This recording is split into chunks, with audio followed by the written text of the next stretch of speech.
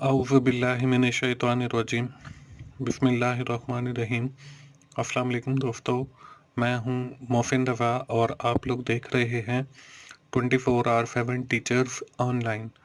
दोस्तों, जो दोस्त पहली बार मेरी वीडियो को देख रहे हैं या वो दोस्त जिन्होंने अभी तक मेरा चैनल सब्सक्राइब नहीं किया है, वो जल्दी से मेरा चैनल सब्सक्राइब कर लें ताकि मेरी हर आने वाली वीडियो या लेक्चर आप लोगों तक पहुंच सके और आप उससे सीख सकें।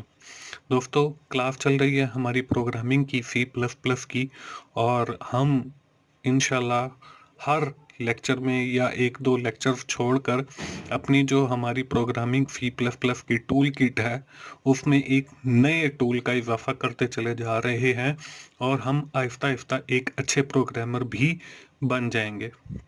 दोस्तों, हमारी आज उसी प्रोग्रामिंग सीरीज का 26वां लेक्चर है और आज की हमारी क्लास का जो टॉपिक है वो है मेमोरी एलोकेशन। दोस्तों, आज की क्लास शुरू करने से पहले हम लोग ये देख लेते हैं कि हमने पिछली क्लास के अंदर क्या चीजें कवर अप की थी। दोस्तों, पिछली क्लास के अंदर हम लोगों ने बात शुरू की थी मैक्रोज से। हमने मुख्तलिफ अकसाम की मैक्रोज को देखे थे। उसके साथ ही हम लोगों ने ये भी देखा था कि हम कुछ अपनी मैक्रोज को भी डिफाइन कर सकते हैं। उसके साथ ही हमने ये भी देखा था कि कुछ ऑलरेडी हमारे पास प्री डिफाइंड मैक्रोज हैं जिनको हम अपने प्रोग्राम्स के अंदर भी यूज कर सकते हैं। उसमें हमने स्पेशली लाइन की मैक्रो देखी, टाइम की मैक्रो देखी और डेट की मैक्रो देखी, फाइल की मैक्रो देखी और फिर उनसे रिलेटेड मैंने आपको एक प्रोग्राम भी करके दिखाया था। दोस्तों, आखिर में मैंने आपको एक एक्सरसाइज भी दी थी और मुझे उम्मीद है सारे दोस्तों ने वो कर ली होगी। अगर आप लोग जो शुरू से मैं एक्सरसाइजेस देता चला आ रहा हूँ वो साथ के साथ कर रहे हैं और साथ के साथ ही प्रोग्रामिंग की प्रैक्टिस कर रहे हैं, तो मुझे उम्मीद है कि अब तक आप एक अच्छे प्रोग्रामर भी बन गए होंगे। दोस्तों, यहाँ तक तो थी हमारी पिछली क्लास की बात। आज की क्लास में हम लोग बात अपनी शुरू करेंगे एक नए टॉपिक से और अपनी जो हमारी प्रोग्रामिंग की डेवलपमेंट टूल किट है उसके अंदर एक नए टूल का इजाफा करेंगे जिसको हम कहते हैं मेमोरी एलोकेशन। दोस्तों, अब तक हम जितनी मेमोरी के बारे में पढ़ते आए हैं वो है स्टैटिक मेमोरी। आज की ही इसी क्लास के अंदर हम लोग ना सिर्फ स्टैटिक मेमोरी के ऊपर बात करेंगे बल्कि मैं आपको ये भी बताऊंगा कि डायनेमिक मेमोरी क्या होती है। उसके साथ ही हम इनके दरमियान स्टैटिक मेमोरी और डायनामिक मेमोरी के दरमियान जो फर्क होता है वो भी देखेंगे। उसके साथ ही मैं आपको स्टैटिक मेमोरी और डायनेमिक मेमोरी के एडवांटेजेस या डिसएडवांटेजेस के बारे में भी बताऊंगा कि हम लोग क्यों डायनामिक मेमोरी को यूज करते हैं। उसके साथ ही मैं आज की ही क्लास में आपको ये भी बताऊंगा कि हम एक डायनामिक मेमोरी को कैसे एलोकेट करते हैं। दोस्तों, उसी तरह साथ ही मैं आपको आज हमने जो रिलेटेड टॉपिक मेमोरी एलोकेशन से पढ़े होंगे उससे रिलेटेड आपको एक एग्जांपल भी करके दिखाऊंगा और आखिर में आपको एक एक्सरसाइज दी जाएगी जो आप लोगों ने खुद से करनी होगी। तो चलिए हम लोग आज की क्लास की तरफ बढ़ते हैं और देखते हैं कि मेमोरी एलोकेशन होती क्या है। दोस्तों, जब भी हम C++ का कोई प्रोग्राम लिखते हैं या इसके अंदर कोई वेरिएबल या कोई एरे वगैरह लेते हैं तो वो हमारे कंप्यूटर की मेमोरी में सेव होती है या उसको मेमोरी रिक्वायर्ड होती है कंपाइल करने के लिए या एग्जीक्यूट करने के लिए, या इसके अंदर जो चीजें हमने ली होती हैं इनको भी मेमोरी एलोकेट करता है हमारा कंपाइलर।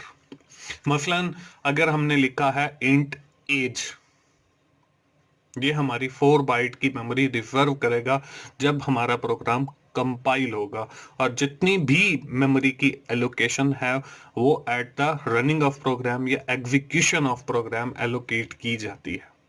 उसके साथ ही अगर हम लोग लिखते हैं इंट एज और उसका 5 डिफाइन करते हैं 50, तो ये हमने एक एरे डिफाइन कर दी है जिसके अंदर 50 एलिमेंट्स होंगे, और हमारा जब प्रोग्राम कंपाइल होगा तो हमारा कंपाइलर जो है इस एजेस की एरे के लिए 50 की मेमोरी रिजर्व कर लेगा।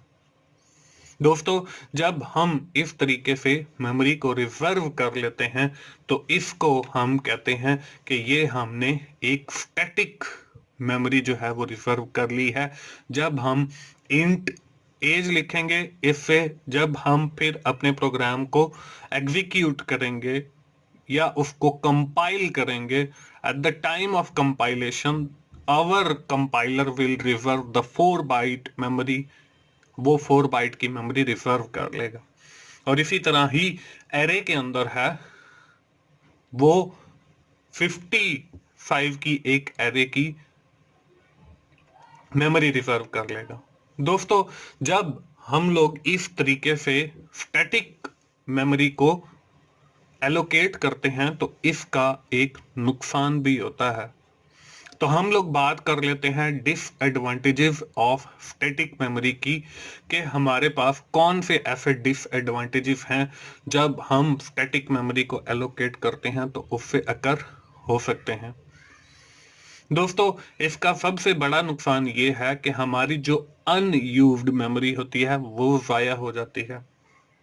जैसे हमने ऊपर एक एरे डिफाइन की जिसमें हमने कहा इंट एजेस, और फिर हमने उस एरे का साइज 50 एंटर कर दिया। इट मीन्स के the compiler will reserve the memory for the ages array, और 50 की उसने स्टूडेंट की एरे जो है उसके हिसाब से उसने मेमोरी रिजर्व कर ली। फिर जब हमने उसके अंदर एजेस एंटर करना शुरू की तो हमने 10 स्टूडेंट की एजेस एंटर करने के बाद बाकी की एजेस एंटर ही नहीं की और अपने प्रोग्राम को रन कर लिया। इट मीन्स कि we are using the memory of only 10 ages. हमारे पास 50 एजेस के लिए एक एरे की मेमोरी रिजर्व हुई थी, हमने उसमें 10 स्टूडेंट की एजेस को एंटर किया और उसके बाद जो बाकी मेमोरी है उसको हम अनयूज्ड मेमोरी कहेंगे, और वो सारी की सारी जाया हो जाएगी और वो हमारे किसी काम की नहीं है। इन दिस सिचुएशन, जब हमारे पास कोई अनयूज्ड मेमोरी बच जाती है तो उस सूरत में हम लोग यूज करते हैं डायनेमिक मेमोरी का इस्तेमाल। हम लोग उस वक्त डायनेमिक मेमोरी एलोकेट करते हैं ताकि हमारी कोई मेमोरी जो है वो जाया ना हो, कोई अनयूज्ड ना रह जाए। इसका अब सबसे बड़ा फायदा क्या है, हम डायनामिक मेमोरी का एडवांटेज देख लेते हैं। इसका सबसे बड़ा फायदा यही होता है कि जो हमारी मेमोरी हमें दरकार होती है, हमारा प्रोग्राम एग्जीक्यूशन के वक्त इतनी ही मेमोरी एलोकेट करता है और इस तरह मेमोरी जाया नहीं होती, और जितनी मेमोरी की हमें जरूरत होती है उतनी मेमोरी हमें मिल जाती है। दोस्तों, C++ जो है हमें मुख्तलिफ फंक्शन फराहम करती है जिसके जरिए हम डायनामिकली मेमोरी को एलोकेट करते हैं। दोस्तों, वो फंक्शंस भी आज ही की हम इसी क्लास के अंदर डिस्कस करेंगे डिटेल में।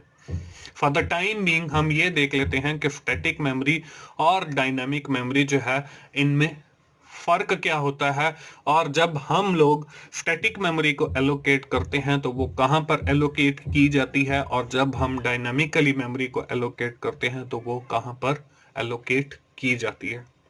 दोस्तों, जब हम स्टैटिक मेमोरी को एलोकेट करते हैं या इसका इस्तेमाल करते हैं तो हमें जो मेमोरी दी जाती है या एलोकेट की जाती है वो हमें स्टैक से दी जाती है।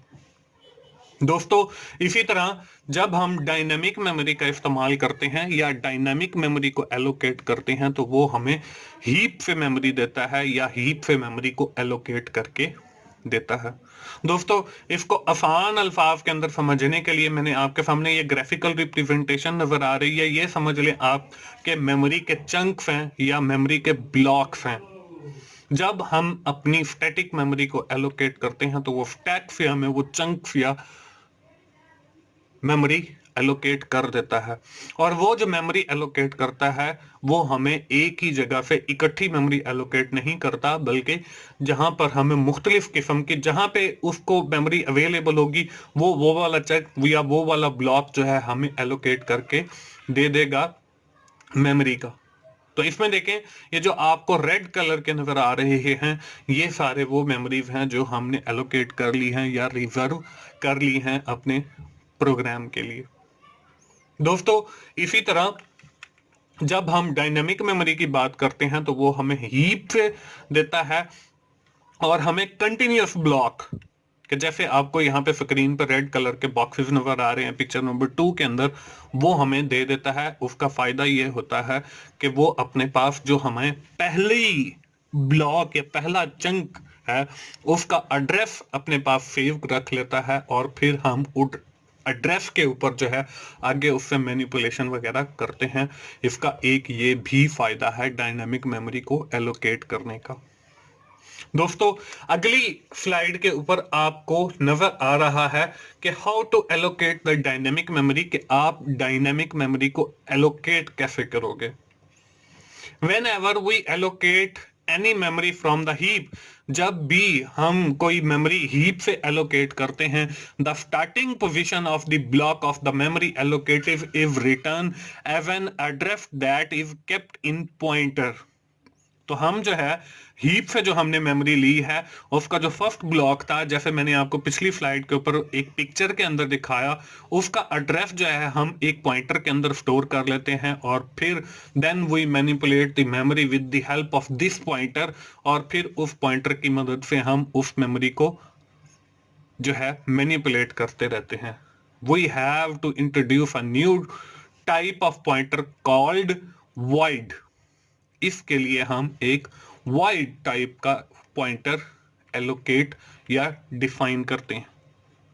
दोस्तों, हम पॉइंटर के लिए, आप लोगों को पता है, जैसे हम पीटीआर लेते थे, स्टार पीटीआर, तो उससे हमारा एक पॉइंटर डिफाइन हो जाता था। लेकिन जब आप डायनेमिकली मेमोरी को एलोकेट कर रहे हो तो उसने आपने एक वाइड टाइप का पॉइंटर लेना है। जैसे हम पहले लेते थे int star PTR, it means कि this pointer is pointing to the integer value, कि ये हमें एक इंटीजर वैल्यू की तरफ पॉइंट कर रहा है। लेकिन जब हम डायनामिक मेमोरी को एलोकेट करेंगे तो उसमें हम वाइड टाइप का एक पॉइंटर लेंगे, जिसके अंदर हमारे पास वो जो हमारा फर्स्ट ब्लॉक है या स्टार्टिंग ब्लॉक है मेमोरी का, जो हीप से ली गई है, उसका एड्रेस सेव कर लेता है, और फ्रॉम इस पॉइंटर के हम फिर उसको मैनिपुलेट करते रहते हैं मेमोरी को। इसी तरह अगर हमने जो पॉइंटर है हमारा डायनामिक मेमोरी एलोकेट करने का, वो अगर हमने इंटीजर टाइप का लेना है तो वो आप पेरेंथेसिस के अंदर जो है इंट लिखेंगे, और फिर आप उसकी पेरेंथेसिस के अंदर ही स्टार लगाएंगे, और पेरेंथेसिस से बाहर जो है वो पीटीआर लेंगे। तो इसका मतलब ये है कि this pointer is point two the integer type, कि वो हमारा एक इंटीजर टाइप का पॉइंटर है डायनामिक मेमोरी एलोकेट करने के लिए। लेकिन अगर हम स्टैटिक मेमोरी के लिए यूज करेंगे तो वो सिर्फ हम इंट स्टार और पीटीआर लगाएंगे, और ये पेरेंथेसिस जो आपको ब्रैकेट्स नजर आ रही हैं ये नहीं लगाएंगे। इस तरीके से हम डायनामिकली मेमोरी को एलोकेट करेंगे। आगे बढ़ते हैं, हम ये देख लेते हैं कि हमारे पास कौन कौन से फंक्शंस अवेलेबल हैं जिनसे हम मेमोरी को एलोकेट कर सकते हैं डायनामिकली। दोस्तों, C++ जो है हमें कोई 3 किस्म के फंक्शन फराहम करती है जिससे हम मेमोरी को डायनामिकली मैनिपुलेट कर सकते हैं। उनमें जो पहला फंक्शन है वो केलॉग फंक्शन है। दोस्तों, इस फंक्शन की वही जो हमने फंक्शंस पढ़े हैं सेम वही है कि सबसे पहले फंक्शन का नाम आएगा और फिर उसकी पैरेंथेसिस के अंदर उसके आर्ग्यूमेंट आएंगे। दोस्तों, अब देखें, void हमने पढ़ा है कि हम सबसे पहले void का कीवर्ड यूज करेंगे when we are allocating the memory in dynamic form. तो सबसे पहले void आ गया और फिर स्टैटिक केलॉग। केलॉग जो है यहाँ पे एज अ फंक्शन हमने लिखा है और इसके दो आर्ग्यूमेंट, एक 5tn मतलब नंबर्स जो है वो रिटर्न करेगा और 5tel 5, और दूसरा वो जो नंबर्स हैं उनका 5 क्या होगा। उनके 5 से मुराद ये है कि वो इंटीजर टाइप के भी हो सकते हैं, वो आपके जो है डबल टाइप के भी हो सकते हैं, वो आपके फ्लोटिंग टाइप के भी हो सकते हैं। और पीछे जो हमारा एक आर्ग्यूमेंट n है 5tn, इससे मुराद यह है कि वो नंबर कितने होंगे, वो 1 होंगे, 2 होंगे, 3 होंगे, 4 होंगे, 10 होंगे, 20 होंगे, कितने नंबर्स होंगे। इसमें दो ही आर्ग्यूमेंट हमारे एंटर होंगे। दोस्तों आगे वही फंक्शन जो है आपको वैल्यूज के साथ दिखाया गया, वॉइड क्लॉक, क्लॉक और एमलॉक है, क्लॉक है। तो हमारा ये जो है क्लॉक यहाँ पे 1000 आ गया। 1000 जो है हमारा नंबर है और साइज ऑफ इंट ये हमारा इंटीजर टाइप का है। इसका मतलब ये है कि या तो ये 4 बाइट का है या फिर हमारा 8 बाइट का होगा। तो अब जब हमारा प्रोग्राम कंपाइल या एग्जीक्यूट होगा तो कंपाइलेशन टाइम के ऊपर हमारे लिए 1000 इंटीजर की हीप से चंक की सूरत में मेमोरी जो है वो रिजर्व हो जाएगी। उसके बाद दूसरा जो हमारा फंक्शन है वो मेलॉक फंक्शन है, क्लॉक फंक्शन और मेलॉक फंक्शन। अब ये दोनों ही डायनामिकली मेमोरी को एलोकेट करने के लिए यूज किए जाते हैं, लेकिन इन दोनों फंक्शंस के अंदर थोड़ा सा फर्क है। इन दोनों फंक्शंस के अंदर फर्क जो है वो सिर्फ इतना है कि हमारे जो ब्रैकेट्स के अंदर पैरामीटर हैं, जो हम फंक्शंस वाली ब्रैकेट के अंदर लिखते हैं पैरामीटर, उनका डिफरेंस है। जो कैलॉग फंक्शन है उसके अंदर दो आर्ग्यूमेंट, दो पैरामीटर दिए जाते हैं, लेकिन अगर हम मेलॉक फंक्शन की बात करते हैं तो उसके अंदर सिर्फ एक पैरामीटर या एक आर्ग्यूमेंट दिया जाता है। अब नीचे आपको वाइड स्टैटिक मेलॉक 5t5 आ गया, आगे मेलॉक और फिर वही 1000 और फिर 5 ऑफ इंट। इससे भी हमारी जो है 1000 इंटीजर की जो मेमोरी है वो हीप से जो है चंक की सूरत में या ब्लॉक्स की सूरत में हमारे लिए रिजर्व हो जाएगी। तो दोस्तों मेन यही दो फंक्शन यूज किए जाते हैं, कैलॉग का फंक्शन है और मेलॉक का फंक्शन है डायनेमिकली मेमोरी को एलोकेट करने के लिए। और तीसरा जो हमारे पास दोस्तों फंक्शन यूज किया जाता है वो है जी हमारे पास फ्री फंक्शन। दोस्तों उन दो फंक्शन से, कैलॉग फंक्शन से और मेलॉक फंक्शन से जो है हमारी मेमोरी एलोकेट होती है। जब हम अपनी मेमोरी एलोकेट कर लेते हैं, हम अपना प्रोग्राम जो है वो चला लेते हैं, चलाने के बाद जो है हम अपने प्रोग्राम को बंद करना चाहते हैं, तो ये बहुत ज़रूरी है कि हमने जो मेमोरी एलोकेट की थी उसको फ्री कर दें। तो ये जो फ्री वाला फंक्शन है, फ्री और ब्रैकेट में इसमें कोई आर्ग्यूमेंट या पैरामीटर पास नहीं हो रहे, ये यूज किया जाता है। हमारी जो एलोकेटेड मेमोरी है, हीप से जो हमने एलोकेट की है, वो फ्री हो जाती है और फिर वो किसी दूसरे प्रोग्राम के लिए अवेलेबल होती है। तो दोस्तों ये 3 फंक्शन यूज किए जाते हैं, उसमें से 2 फंक्शन यूज किए जाते हैं टू एलोकेट द मेमोरी, और जो थर्ड वन है वो यूज किया जाता है मेमोरी को फ्री करने के लिए। आगे बढ़ते हैं जी और देख लेते हैं एक सैंपल प्रोग्राम कि आज की क्लास के अंदर हमने ये जो मेमोरी एलोकेशन के हवाले से पढ़ा है, जिसमें हम डायनामिकली मेमोरी को एलोकेट कर रहे हैं, उस हवाले से। Write a C++ program in which you have to calculate the average age of the class student. हमने क्लास के स्टूडेंट्स की जो है एवरेज एज कैलकुलेट करनी है। You have using the dynamic memory allocation to solve the said problem. इसके लिए हमने डायनामिक मेमोरी एलोकेट करनी है। Use calloc function, malloc function and free function to free the memory. ये फंक्शंस हमने use करने हैं जो आज की क्लास के अंदर हमने पढ़े हैं। जरूरी नहीं है कि ये तीनों ही यूज होंगे, अगर कोई एक आध यूज होता है तो आप एक आध यूज करें, और अगर ज्यादा होते हैं तो ज्यादा यूज करें। दोस्तों एवरेज के बारे में हम शुरू वाले जो हमारे लेक्चर थे, आई थिंक के 5वां या 7वां लेक्चर, उसमें भी हमने एवरेज कैलकुलेट की थी, लेकिन with the help of variables and by using the static memory. और आज की क्लास के अंदर हम वही काम दोबारा फिर से कर रहे हैं और इसमें हम डायनामिकली मेमोरी को एलोकेट करेंगे और फिर उसको हम फ्री भी करेंगे। दोस्तों, हम अपना ये प्रोग्राम करने के लिए स्टार्ट के बटन पे क्लिक करेंगे और हमने अपना डेव C++ का प्रोग्राम ओपन किया। ओपन करने के बाद मैं पहले ही इसको सेव कर लेता हूँ। सेव एज पे क्लिक किया और मैंने इस क्लास का नाम रखा जी क्लास 26 और ये पहले एक फाइल एग्जिस्ट करती है तो मैं इसको यस कर देता हूँ। हमने यहाँ पे जो है प्रोग्राम को सेव कर लिया है। अब हम सबसे पहले कमेंट डाल देते हैं कि this program calculate the average age of class by using dynamic memory।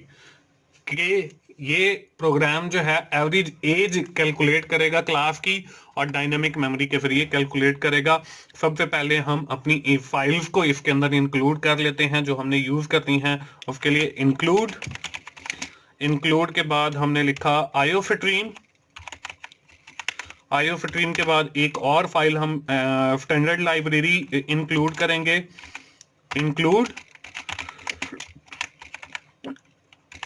Standard library .h। उसके बाद फिर दोबारा इंक्लूड। उसके बाद हम जो है स्ट्रिंग की भी एक लाइब्रेरी इंक्लूड करेंगे string.h। उसके साथ जैसे हम पहले लिखते हैं यूजिंग नेम स्पेस std और उसके बाद हमारा मेन फंक्शन आ जाता है। हमने लिखा जी मेन और इसके साथ हमारी मेन की जो है वो बॉडी आ जाती है जी पैरेंथेसिस के अंदर, करली ब्रैकेट के अंदर। ये करने के बाद दोस्तों हम सबसे पहले जो है वो डिफाइन कर लेते हैं अपने वेरिएबल्स जिनके जरिए हम डेटा को स्टोर करवाएंगे उन वेरिएबल्स के अंदर और फिर मैं आपको प्रिंट करके दिखाऊंगा स्क्रीन के ऊपर। और इस प्रोग्राम को हमने सेव किया। सबसे पहले इंट लिखने के बाद मैंने लिखा जी नम लिखा। नम के बाद मैंने लिखा FTUDENT कि हमारी उस क्लास के अंदर कितने स्टूडेंट होंगे। इसके लिए एक वेरिएबल ले लिया और हम यूजर से जो है with the help of this variable इसके अंदर नंबर ऑफ स्टूडेंट जितने क्लास के अंदर हैं वो इसके अंदर स्टोर करवाएंगे। उसके साथ ही हमने एक और जो है वेरिएबल आई ले लिया। हम इसके अंदर जो है एक लूप चलाएंगे। उसके लिए हमने ये जो है वेरिएबल लिया है और आई का आगे जाके जहां पे यूज होगा वहां पे भी मैं आपको बता दूंगा कि हम आई कहां पे यूज कर रहे हैं। उसके बाद हम लिखते हैं जी एक वेरिएबल और जिसका हम नाम रखते हैं जी टोटल में हम क्या करेंगे, टोटल के अंदर जो है हमारे जितने भी हम यूजर जो है वो एजेस एंटर करता जाएगा वो उन सब का टोटल करेगा और फिर टोटल को हम इस नंबर्स के साथ जो है जितने क्लास के अंदर स्टूडेंट होंगे उसके साथ डिवाइड करके हम अपनी एज निकालेंगे। तो यहाँ पे मैं टोटल एज के नाम का एक वेरिएबल ले रहा हूं जिसके अंदर हम सारे स्टूडेंट की एजेस को जमा किया हुआ रखेंगे। अब हमने ये करना है कि हम डायनामिक मेमोरी एलोकेट करना चाहते हैं तो सबसे पहले इसके लिए हम पॉइंटर्स लेंगे जिनके जरिए हम वो मेमोरी एलोकेट करेंगे। क्योंकि हमने आज की ही क्लास में पढ़ा है कि जब हम डायनामिकली मेमोरी एलोकेट करते हैं तो उसके लिए हम वो पॉइंटर्स लेते हैं और पॉइंटर्स जो है हमारे जो हीप का फर्स्ट ब्लॉक होता है उसका एड्रेस अपने पास स्टोर कर लेता है। तो मैं यहाँ पे दो पॉइंटर जो है वो डिक्लेयर करने वाला हूँ। स्टैटिक IPTR एक पॉइंटर डिक्लेयर हो गया और इसके बाद मैंने लिखा जी दूसरा पॉइंटर FPTR। ये F टाइप का एक पॉइंटर है, एक हमारे पास I टाइप का एक पॉइंटर है, I पॉइंटर है और S पॉइंटर है।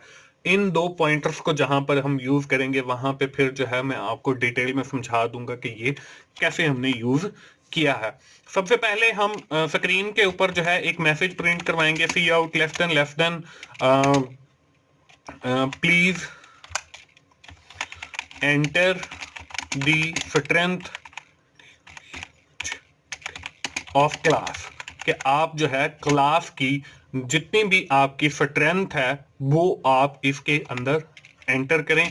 और ये हमने इन्वर्टेड कॉमास को क्लोज किया और सेमीकोलन लगा के एंटर किया और यहाँ पे मैंने CIN लिखकर और यहाँ पे मैंने ग्रेटर देन और फिर मैंने जो है वो हमारा जो वेरिएबल है ऊपर जो नम स्टूडेंट लिया है उसको यहाँ पे मैंने पेस्ट कर दिया और सेमीकोलन लगा दिया। इससे क्या होगा कि हमारा जो प्रोग्राम है वो हम जितनी भी क्लास की स्ट्रेंथ है वो इसके अंदर एंटर करेंगे तो वो इसको अपने अंदर स्टोर कर लेगा नम स्टूडेंट का वेरिएबल। मैं इसको इसी स्टेज के ऊपर जो है कंपाइल करके आपको रन करके भी दिखा देता हूं ताकि आपको जो है वो क्लियर पता चल जाए। एरर भी 0, वार्निंग भी 0। हम इसको रन करते हैं तो यहाँ पे देखें लिखा हुआ आ रहा है please enter the strength of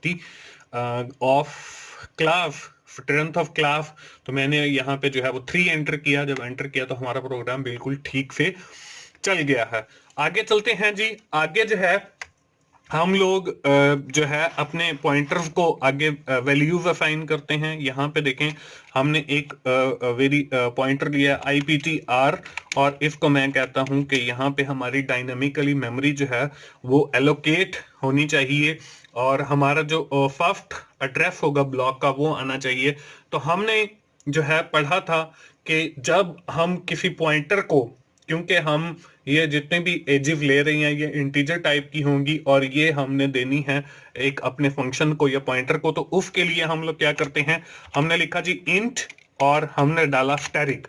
ये हम इसलिए डालते हैं कि हमारा जो पॉइंटर है वो हमारा इंटीजर की तरफ पॉइंट कर रहा है। उसके बाद हम कॉल करते हैं हमारा एक फंक्शन जो आज ही हमने पढ़ा है मेलॉक।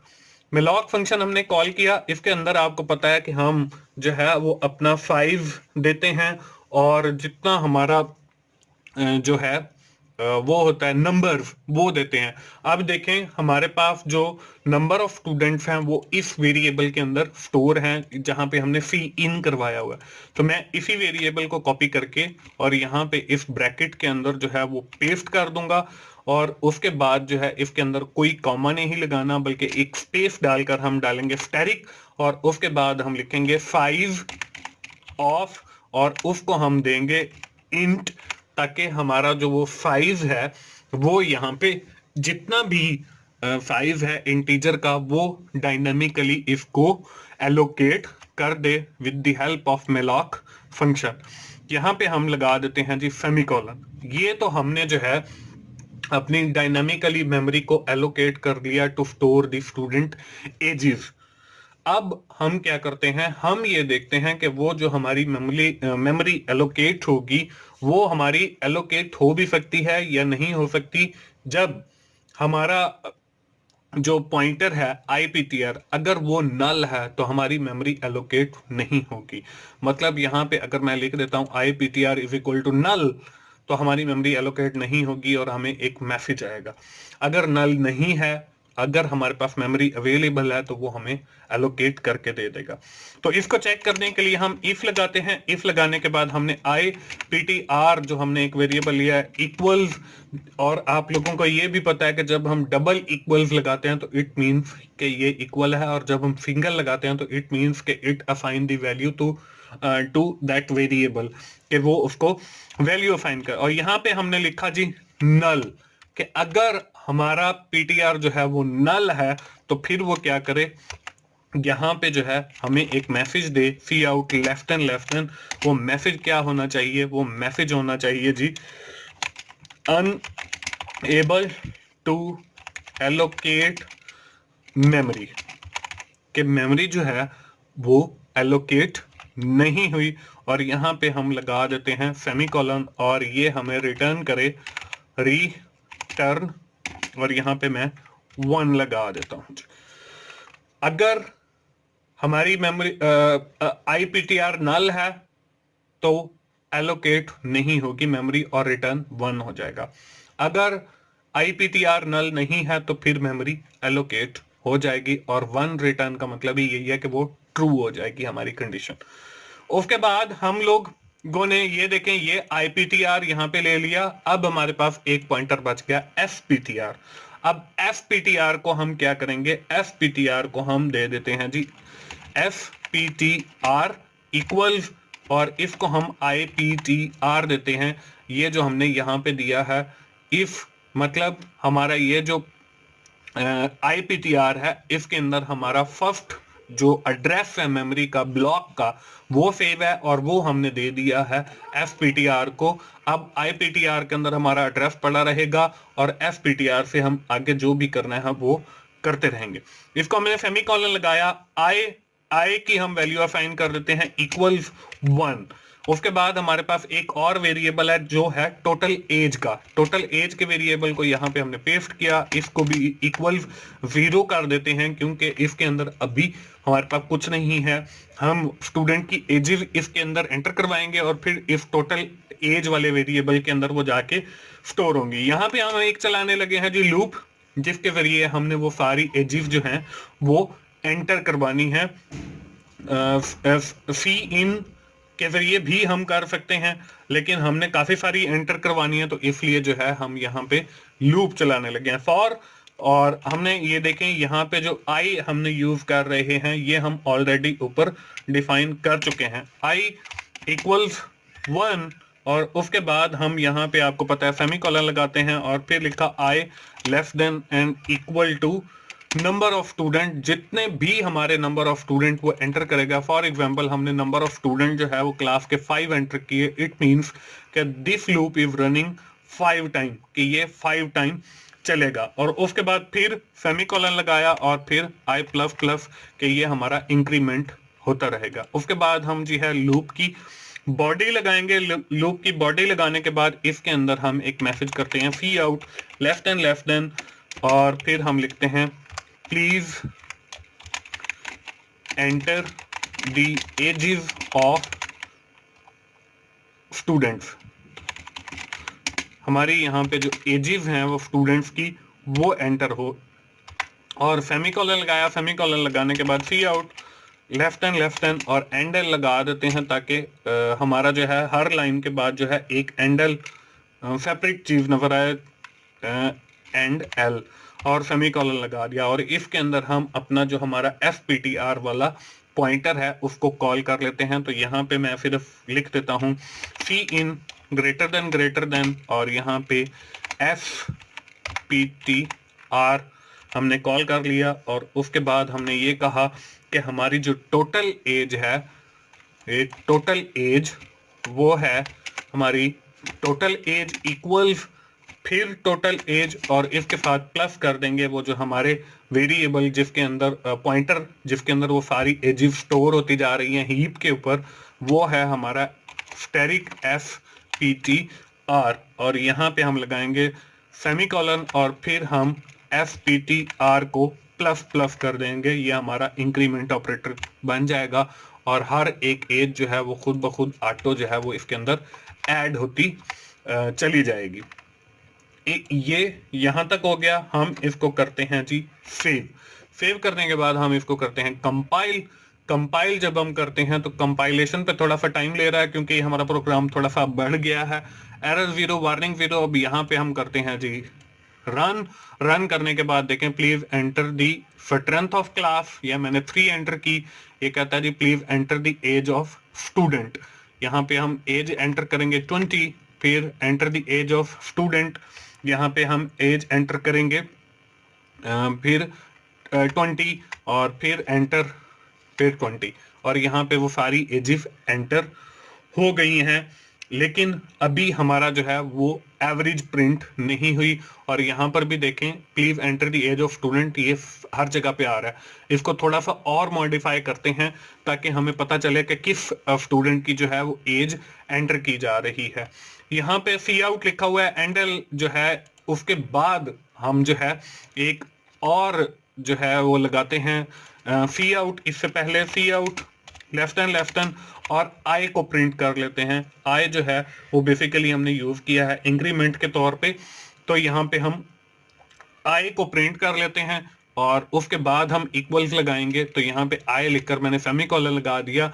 अब देखें आई की वैल्यू जो है वो 1 है, तो इसलिए यहाँ पे लिखा हुआ आएगा please enter the age of student. हम यहाँ से खत्म कर देते हैं, यहाँ पे आई की जगह पे 1 आ जाएगा, 1 स्टूडेंट। ये इक्वल्स भी खत्म कर देते हैं और उसके बाद जहाँ पे एंडल लिखा हुआ है यहाँ पे मैं लिख देता हूँ इन्वर्टेड कॉमास के अंदर STUDENT स्टूडेंट और यहाँ पे लगा देता हूँ इक्वल्स। और इसको हम करते हैं जी सेव सेव करने के बाद फिर इसको कंपाइल करते हैं, कंपाइल करने के बाद करते हैं रन। रन करने के बाद देखें यहाँ पे मैंने लिखा जी स्टूडेंट है हमारी क्लास के अंदर 2।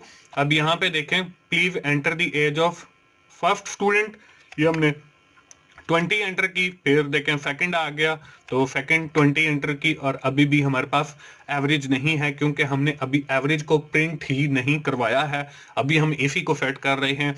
तो 1 के बाद देखें स्पेस नहीं है, और एज एंटर करने के बाद भी स्पेस नहीं है, तो इक्वल के बाद भी मैं एक स्पेस डाल देता हूं, और आए के बाद ये स्टूडेंट से पहले भी एक स्पेस डाल देता हूं ताकि हमारा प्रोग्राम और क्लियर हो जाए। और हम जो है यहाँ पे अभी और इसको प्रिंट करवाने के लिए एवरेज को सी आउट लेस देन और यहाँ पे लिखा the average average age of the class is equals inverted comma semicolon, और यहाँ पे फिर हम जो है सी आउट लेस देन और मैं लिख देता हूं कि जी हमारी जो टोटल एजेस पड़ी हैं वो, और उसको वो डिवाइड कर दे जितनी हमारी नंबर ऑफ स्टूडेंट है। नंबर ऑफ स्टूडेंट जो है वो हमारे नम स्टूडेंट वाले वेरिएबल में पड़े हैं, वो वेरिएबल यहाँ पे करेंगे तो हमारी जो है एवरेज आ जाएगी, सेमीकोलन लगा देते हैं। उसके बाद इसको करते हैं जी दोबारा फिर से कंपाइल, दोबारा फिर से कंपाइल करने के बाद फिर से इसको करते हैं रन। अब यहाँ पे देखें please enter the strength of class 3, और यहाँ पे देखें please enter the age of 1 student, यहाँ पे हमने 20 डाला। Please enter the age of second student, यहाँ पे मैंने 30 डाला। Please enter the age of third student, यहाँ पे मैंने देखें 40 डाला। तो नीचे देखें the average age the class is 30, उसने 40 30 20 को ऐड किया और 3 पे डिवाइड किया तो उसके पास 30 जो है वो एवरेज आ गई। तो ये दोस्तों इस तरीके से हो गया हमारा प्रोग्राम। अब हमने जो है ऊपर डायनामिकली मेमोरी एलोकेट की है ये मेलॉक फंक्शन यूज करके, इसको भी हमने फ्री करना है। और आप लोगों को पता है कि जब हमने मेमोरी फ्री करनी होती है तो हम लोग क्या यूज करते हैं, फ्री, और फ्री का फंक्शन यूज कर लेते हैं। फ्री के फंक्शन के अंदर भी वही आर्ग्यूमेंट, हमारा जो पॉइंटर था जिसके अंदर हमारी वो हीप की मेमोरी पड़ी थी वो था IPTR, वो हम IPTR इसको देंगे तो IPTR को जो मेमोरी एलोकेट हुई है वो सारी की सारी जो है वो फ्री हो जाएगी। हम इसको सेव करते हैं, दोबारा फिर से रन करते हैं, और रन करने के बाद फिर इसको रन किया कंपाइल करने के बाद, और यहाँ पे देखें क्लास की जो स्ट्रेंथ है वो मैं यहाँ पे अगर 1000 एंटर करता हूँ तो ये देखें वो सारे इतने टाइम हमारा प्रोग्राम चलेगा। फिल वक्त मैं इसको सेव कर देता हूँ, कैंसिल कर दिया, तो यहाँ पे मैं दोबारा इस प्रोग्राम को रन करता हूँ। मैं फिल वक्त 2 लिखता हूँ, यहाँ पे देखें 10 एंटर किया, फिर दूसरे में 20 एंटर किया, तो हमारी जो एवरेज एज है वो 15 बन गई। और जैसे ही हमारा प्रोग्राम हम इसको बंद करेंगे तो हमारी जो एलोकेटेड मेमोरी है डायनामिक वो भी फ्री हो जाएगी, क्योंकि हमने एंड पे फ्री का फंक्शन भी यूज कर दिया है। तो दोस्तों ये था हमारा आज का सैंपल प्रोग्राम। मुझे उम्मीद है आप लोगों को क्लियर हो गया होगा कि ये कैसे वर्क कर रहा है। दोस्तों आज की एक्सरसाइज की बात कर लेते हैं। सेम वही एक्सरसाइज है जो मैंने की है, लेकिन इसके अंदर थोड़ा सा डिफरेंट है। वो ये है, write a C++ program in which you have to calculate the average of the classes, average of the marks आना था। You will get the obtain marks of all student by using the in C++. You have to use the dynamic memory allocation to solve the problem. इसका hint भी वही है, clock function भी use कर सकते हैं, malloc फंक्शन भी use कर सकते हैं, और फ्री का भी फंक्शन यूज करना है टू फ्री द मेमोरी। आपने सारे स्टूडेंट के जो ऑब्टेन मार्क्स हैं उनकी एवरेज कैलकुलेट करके बतानी है इस एक्सरसाइज के अंदर। दोस्तों ये थी हमारी आज की क्लास, इसको जल्दी से समराइज कर लेते हैं। हमने डायनामिक मेमोरी एलोकेशन के बारे में पढ़ा, हमने स्टैटिक मेमोरी एलोकेशन के पढ़ा, हमने आज मेमोरी एलोकेशन के ऊपर बात की, और फिर मैंने डायनामिकली जो मेमोरी एलोकेशन है उससे रिलेटेड एक सैंपल प्रोग्राम करके दिखाया, और फिर आपको एक एक्सरसाइज भी दी। दोस्तों, मुझे उम्मीद है आप लोगों को मेरी सीरीज अच्छी लग रही होंगी। अगर आपको मेरी वीडियोस अच्छी लग रही हैं तो उन्हें लाइक कीजिए, अपने दोस्तों से शेयर कीजिए और कमेंट्स की सूरत में अपना फीडबैक दीजिए, ताकि और मैं ज़्यादा अच्छी वीडियोस बना सकूं। और मेरा चैनल 24/7 टीचर्स ऑनलाइन सब्सक्राइब कीजिए, ताकि मेरी हर आने वाली वीडियो आप लोगों तक पहुंच सके और आप उससे सीख सकें। दोस्तों, मिलते हैं अगली क्लास में। उस वक्त तक के लिए मोहसिन भाई को इजाज़त दीजिए। थैंक यू वेरी मच दोस्तों। अल्लाह हाफिज़।